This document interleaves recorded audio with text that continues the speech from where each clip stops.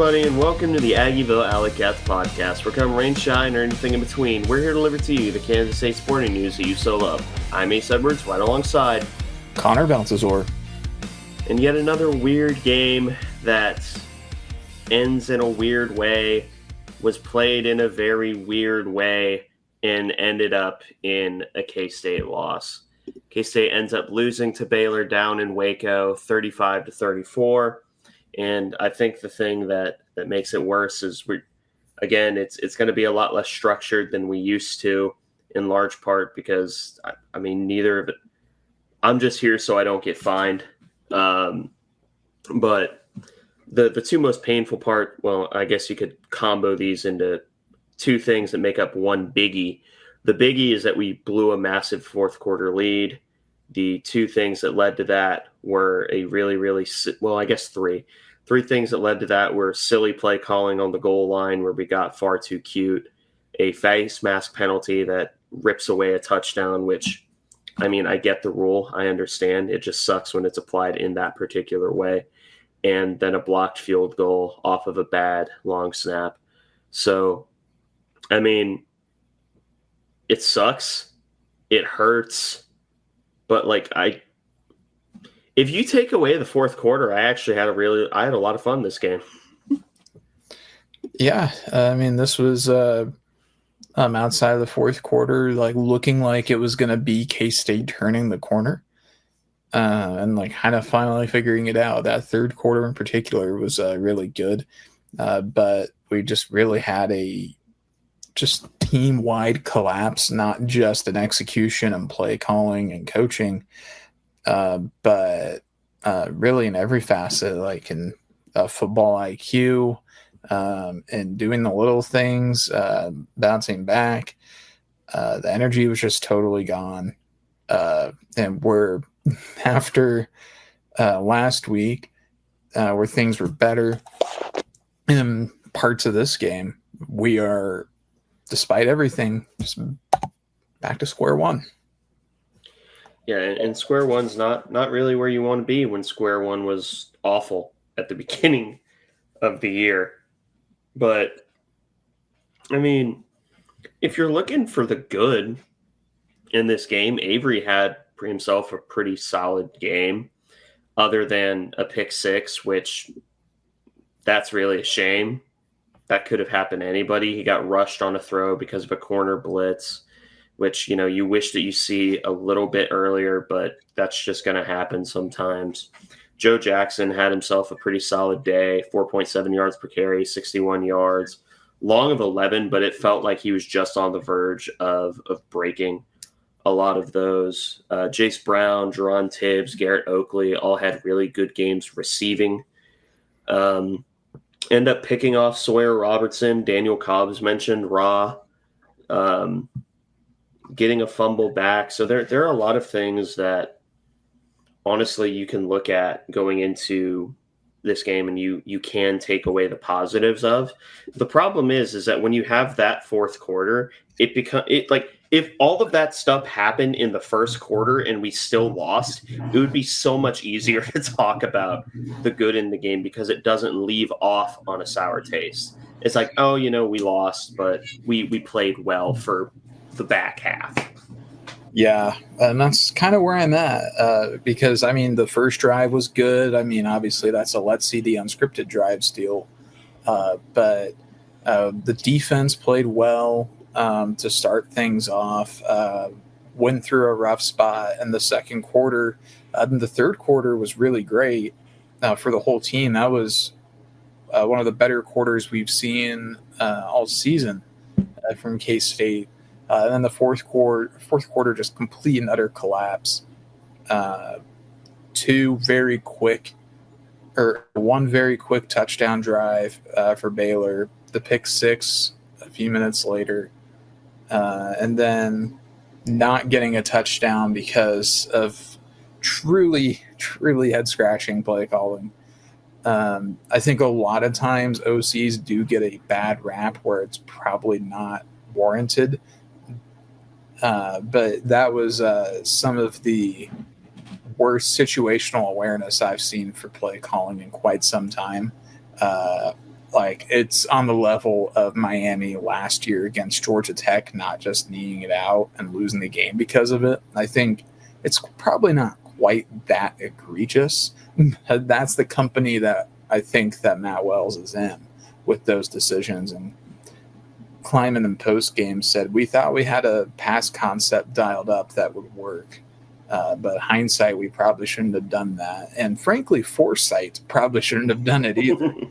But man, this was just a absolutely heartbreaking loss because this is a game that there's no reason we should have lost. I think that we tried to give them the game a few times in the first half, but the way we played the third quarter and hung around and scored late in the second quarter, it really did take us going out of our way to lose this game. I feel like late.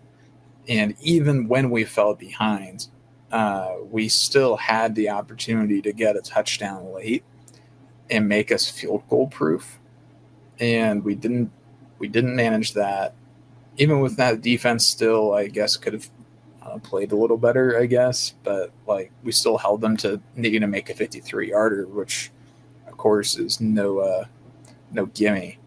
And then we put Luis Rodriguez out there for a 56-yarder, which is not a position that he should have been in to begin with. And throw in the snap not being great, which makes the hold worse. And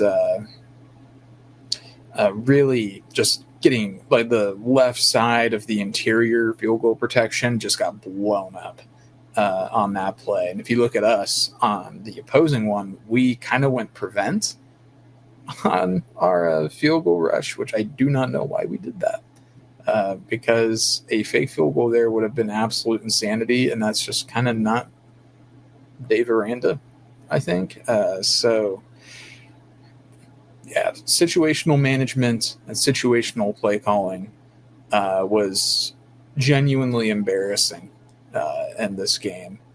And a college football commentator who I don't really watch or listen to much, Josh Pate, said, K-State makes him need a cigarette and he doesn't smoke.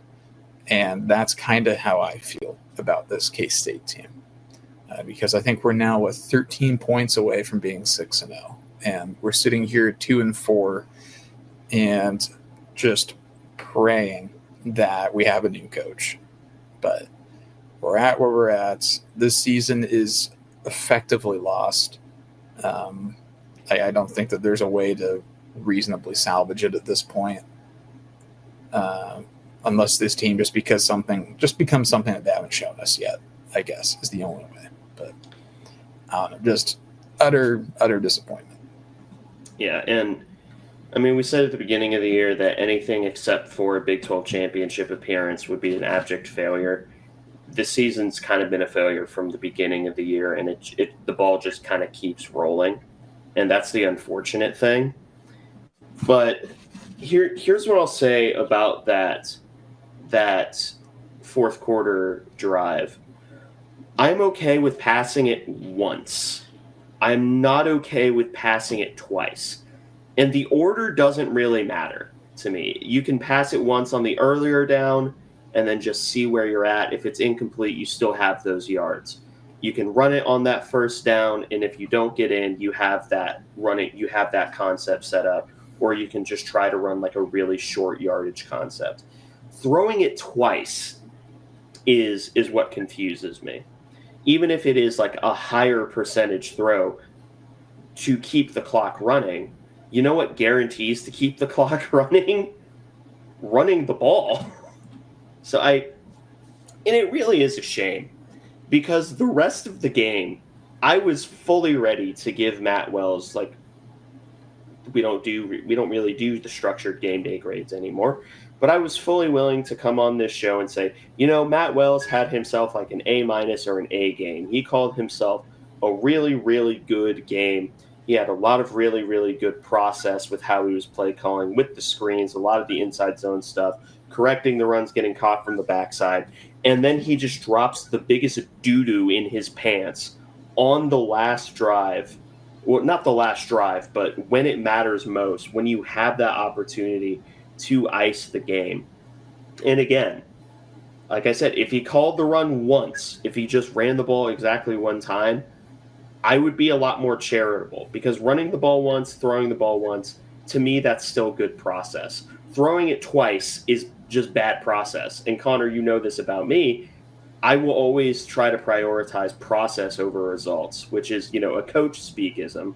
But if something should theoretically work and then it doesn't, I mean, oh, well, you did something that should have worked and it didn't work out. To me, that's better than oopsie daisying yourself into a collection of really good plays. So, I mean, the offense is going to be the story, but I feel like the defense actually, weirdly enough, for giving up 35 points, I think they did well.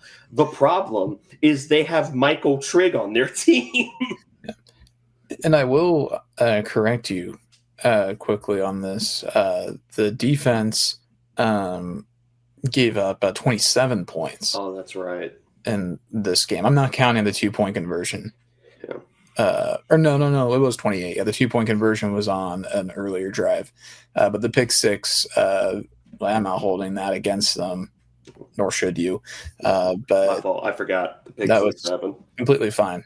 But yeah, Michael Trigg had the game of his life.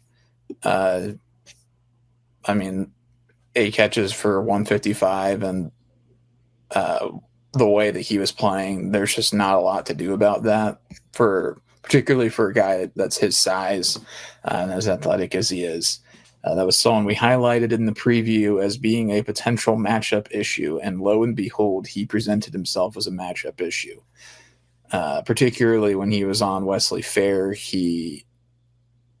Wesley Fair is going to be in a lot of Michael Trigg highlight tapes come NFL draft time, and I'm really sorry, man. But no, defensively, there were still some good performances. I thought the pass rush was not great. PFF says we had 15 pressures. Didn't feel like it. Cody Stuffelbein got the lone sack. Otherwise, I thought all of the guys that are listed on the depth chart as playing the star position played well. I think all of them had an impact play, or all of them had a havoc play. Quay Moss had a tackle for loss. Nigel Thomas forced a fumble, and Daniel Cobbs had that early interception. So the guys playing the star position for K-State in this game kind of all did their jobs as being kind of everyman sort of players. So they did well. VJ wasn't great as a safety in this game, which the decline and fall off needs to be studied, I guess. I don't know. But, I mean, Sawyer Robertson did get his, as we expected. He had 345 yards in this game, 25 of 39. He and Avery had very similar stat lines. Avery, 29 of 45, 339 yards, 2 touchdowns, 1 pick. Just add in the rushing yards. So Avery really did, in some ways, kind of outduel Sawyer Robertson as a box score watcher. But the mistakes by Avery were just worst timing possible. And that's, I think, what really came back to bite K-State was the timing of the mistakes. Baylor, they got most of their mistakes out very early in this game. I think their turnovers were all or mostly first quarter. Mm-hmm. But K-State, most of the mistakes came in critical moments. Yeah, and I also think it's worth talking about, just as like a narrative talking point that's going to happen. It's probably going to be in Big 12 spheres for like 2 weeks, and then everyone's going to forget about it. Jace getting his helmet ripped off and that taking away a touchdown. I mean, when it happens to you, it sucks. And I am a little upset about it, but like, especially with all the focus on player safety, I understand.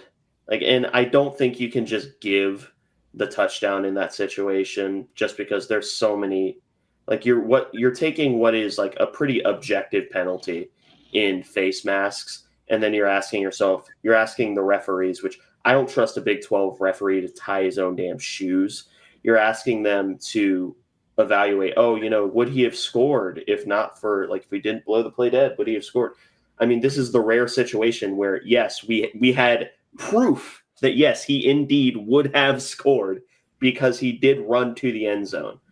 But those are going to be such edge cases. And yes, it's frustrating. It sucks. Is that the reason we lost? You can make like a somewhat decent argument that it had a substantial effect on the game. But I think it ends up being a moot point because it ultimately comes down to, yeah, we messed up, or like, yeah, we got like a rule that didn't work in our favor. That's one play. And we had 3 to rectify it.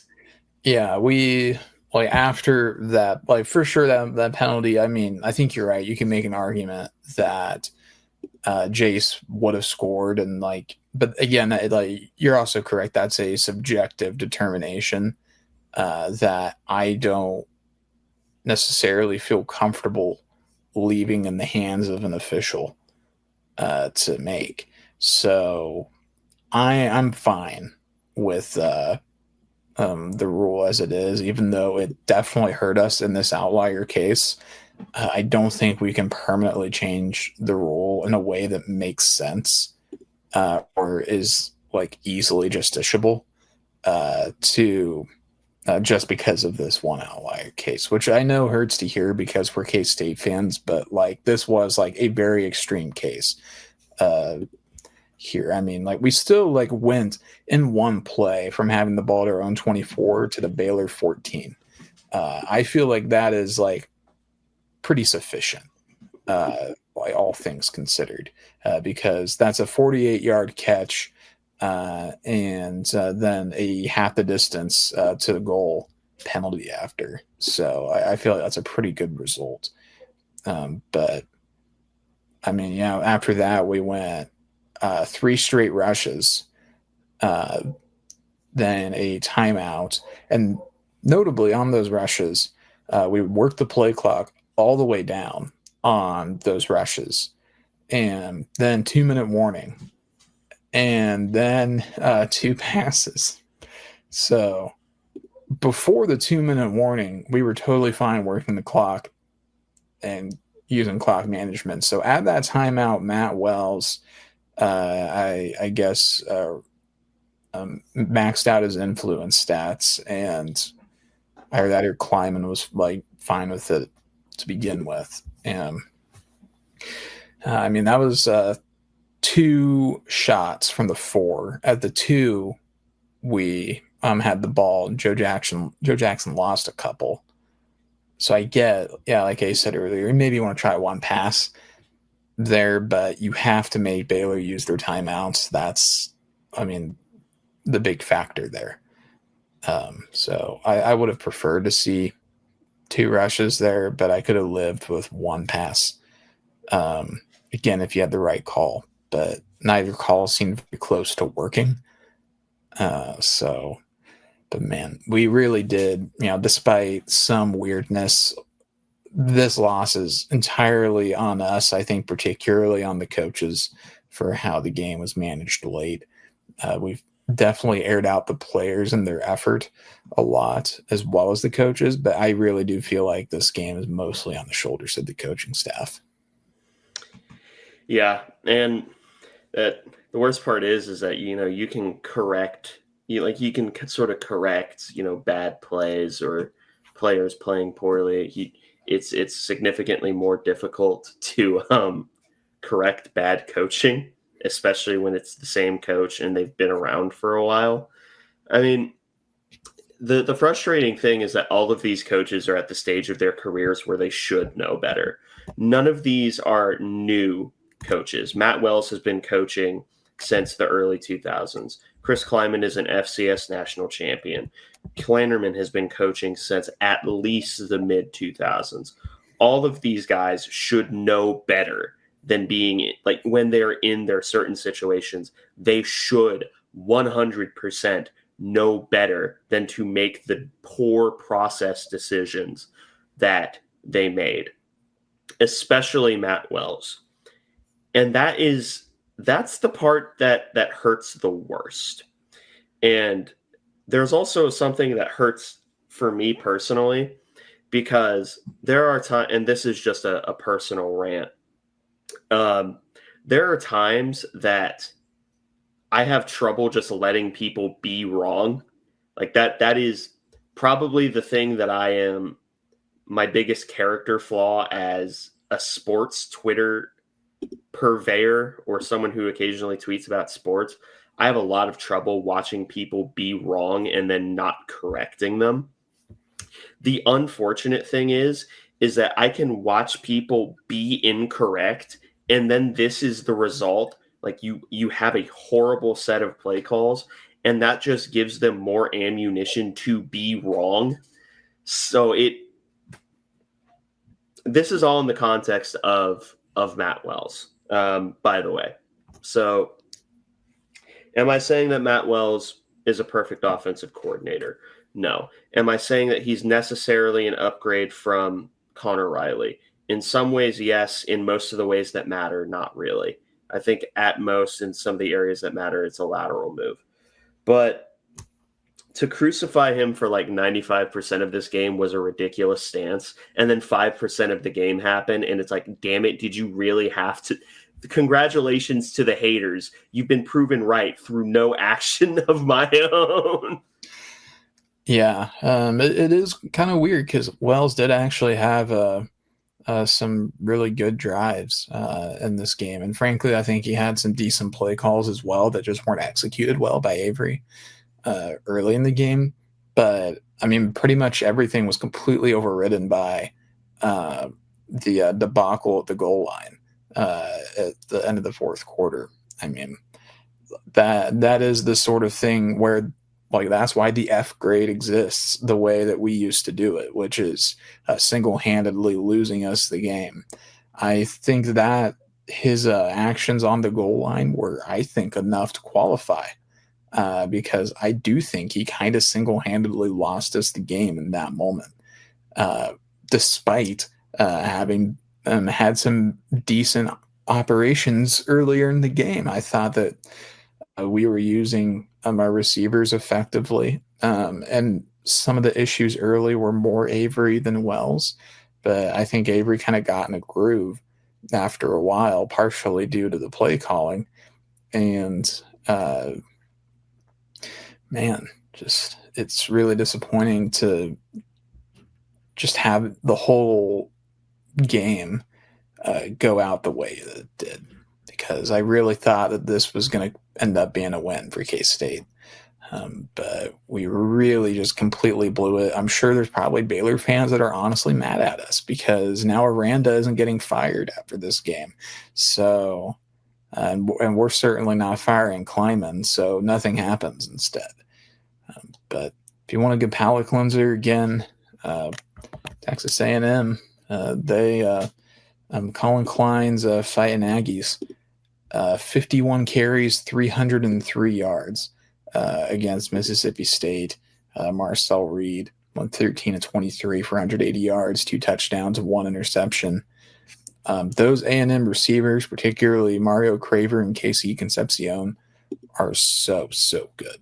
Like that, they are a lot of fun to watch, and Klein's doing a lot of really good work at Texas A&M. I can only hope that he will come back and save this program from itself. I will also say, I feel like that's as good a place to leave off as any, but there are 2 other things that I want to say. You gave shout outs to players that played well earlier. I'm going to give a few shout outs of my own. I thought Zayshawn Rich played well. I think Donovan McIntosh played well. Avery, Joe Jackson had a good game. Dylan was fine. I think he got dinged up again. Jerron Tibbs had a good game. Garrett Oakley had 1 drop, but that ended up not mattering for the grand scheme of that drive. So you had a lot of really good performances. And despite all of this, at least we're not Penn State. At least we're not Texas. We are not the losers of this week. It may feel like it. We are not this week's biggest loser. Yeah. Things are bad, but they could always be worse. So that's kind of the mantra that I've been living by this year to keep myself sane. Is it could always be worse. And every week there's a pretty good example of at least one team that just objectively has it worse. Yeah, not this week. Obviously a heartbreaking loss, but in a vacuum, not the biggest loser of the week. Now that's not to excuse his coaching staff for the performance. No. This is just to make the fans feel better. Like Chris Kleiman, disregard that whole prior statement if you hear this. Like you should not feel better at all. In fact, you should feel worse. But you should feel bad. You should feel bad, and no, he's not a bad person. He's a pretty good person. You're a bad person. No, he seems like a good dude. But I think he's a good guy. It's just it's time. It happens to everybody. I mean, Bill Snyder got ran out of town, and like he's the reason the program exists. Almost everybody overstays their welcome. Almost everybody thinks they can give it one more year, and they just can't. So rather leave the crowd wanting more than wishing you left earlier, and most coaches do not live by the former. The next step is making Nick Saban say no. A fair assessment for every college program, I would say. All right. Well, thank you all for listening to this episode of the Aggieville Alleycats podcast. If you want to follow or contact the show, you can follow us just about anywhere at Aggieville Alleycats. And if you want to email us, we're AggievilleAlleycats@gmail.com. If you want to follow us on a more personal note, I am at ACEdwards00. I'm at Connor Baltasor, capital C, capital B. And if you want to support the show financially, please be sure to check out the official Aggieville Alleycats merch store, link found in our podcast and Twitter bio. But most importantly, thank you all for listening to this episode of the Aggieville Alleycats podcast. Where come rain, shine, or anything in between, we're here to deliver to you the Kansas State sporting news that you so love. Stay safe, Alleycats.